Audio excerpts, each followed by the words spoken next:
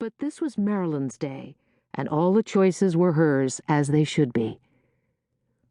The water music faded. The organist took her cue and played the familiar bridal march as Marilyn came into view.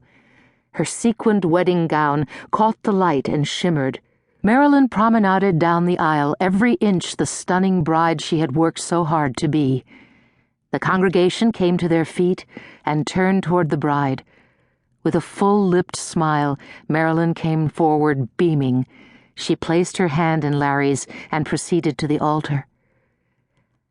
As the vows were recited, Carolyn bit the inside of her cheek.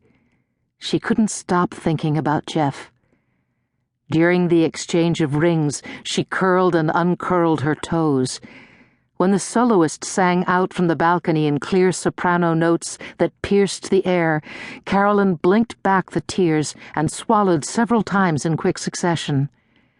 Larry and Marilyn kissed, and the organist played the recessional march, going after the keys and foot pedals with gusto as the newlyweds stepped forward into their life together. Carolyn took the arm of her assigned groomsman and proceeded down the aisle with the broadest smile she could muster. Her heart was pounding fiercely, and her throat was tightening. She pushed against the intense feelings with well-disciplined determination and reminded herself that this was a celebration. Marilyn and Larry had stepped to the side where they posed for the photographer. Carolyn wanted to slip away to the hidden refuge of the restroom so she could give way to the tears that kept rising up in her with such a bittersweet persistence. But she wasn't allowed the luxury. The photographer's assistant directed Carolyn to take her place beside her sister, lean in close, and lift her bouquet up to her chin. With a resolve that had grown in her spirit over the past 7 years, Carolyn folded her private grief the way her mother used to fold her valued linen tablecloth. All the corners matched neatly. All the wrinkles were smoothed away. Then, in the same way that her mother would place the tablecloth into her bottom dresser drawer, Carolyn tucked her personal pain back inside where no one would see it. She smiled for the photos and whispered to her sister, "I'm so happy for you. You look radiant, Marilyn." Marilyn turned to her and lowered her chin. "How's my eye makeup? Did I smear it?" "No, you look good." "Are you sure?" "Yes, I'm sure." "Would you mind clearing out things from the bridal room before you leave for the reception? And bring my purse, will you?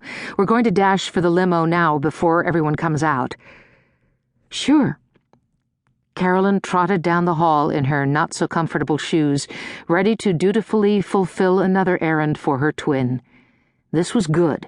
As long as she was busy, she felt balanced. Using a trash bag as a catch-all, Carolyn cleared their belongings from the bridal room. She was just gathering up the last sweater and a pair of her niece's flip-flops when Tikki appeared. "I thought I'd find you here." Slim, vivacious Tikki looked around the room. "Do you need help with anything?" "No, I'm done. I just need to put this in my car and head for the reception.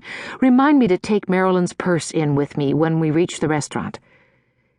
Tikki took the trash bag from her mom. "Just think, you won't be cleaning up after the little princesses anymore." "Tikki, be kind. They're your cousins." "I know. I'm just saying that when Aunt Marilyn returns from her honeymoon, they'll all move into Larry's townhouse, and you'll have your home to yourself finally after how many years?" "They moved in about 6 years ago." Tikki opened her hazel eyes wide in response to her mother's reply. "Has it been that long?" Carolyn noticed the way the thin February sunlight coming through the thick-paned window rested a moment on Tikki's face, touching her eyes with flecks of amber. Years ago, on a golden beach far away, Carolyn had been told that her hazel eyes did the same thing. They captured the sunlight and were sprinkled with gold dust.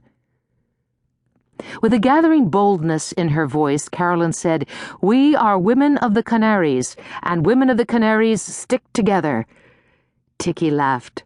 "Now you sound like your mom or Aunt Frida." "Well, it's true. I was there for Marilyn when she needed me, and one day..."